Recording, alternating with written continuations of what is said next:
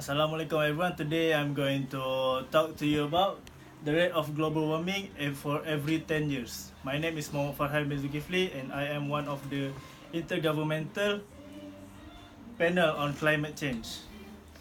What do we know about global warming? Global warming is a gradual increase in the overall temperature of the Earth's atmosphere. The average global temperature has increased at the fastest rate in recorded history.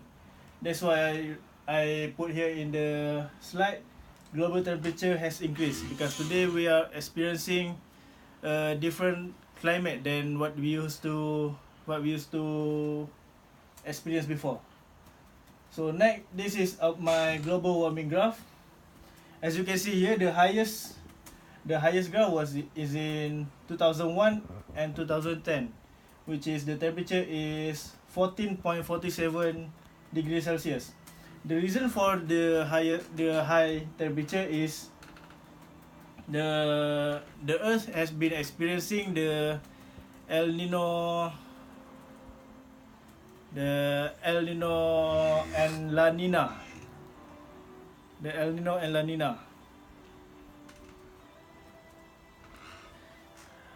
The La Nina lingered during early month of 2009 and gave way to the beginning of an El Nino phase in October that is expected to continue in 2010.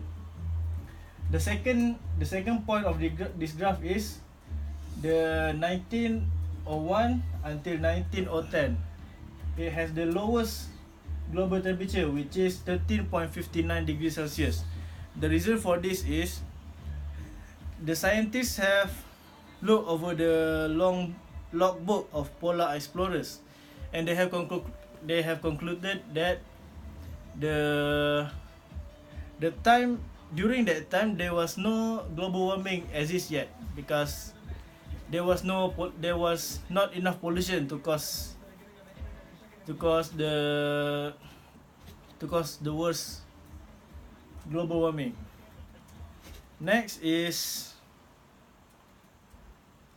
between the year 1941 until 1980, the graph is consistent.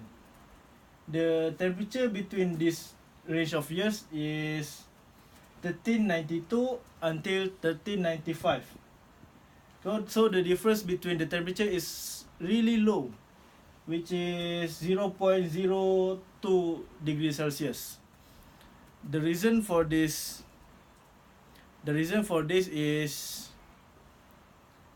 the mid-century cooling appears to have been largely due to a high concentration of sulfate aerosols in the atmosphere, emitted by industrial activities and volcanic eruptions.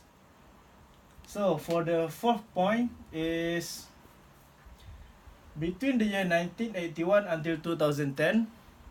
As you can see here, the graph, the bar is increasing rapidly. Look the difference between all the graph. It increasing very much.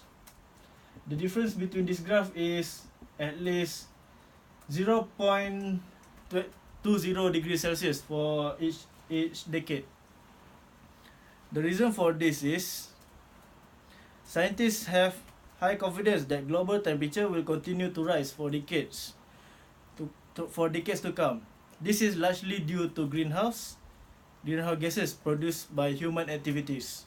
So all these greenhouse gases is damaging our atmosphere. So it produce bad global warming. So the next is between 1881 until 1930. The temperature is really below average. As you can see here, the difference between the green one and the blue one is very low compared to the green ones.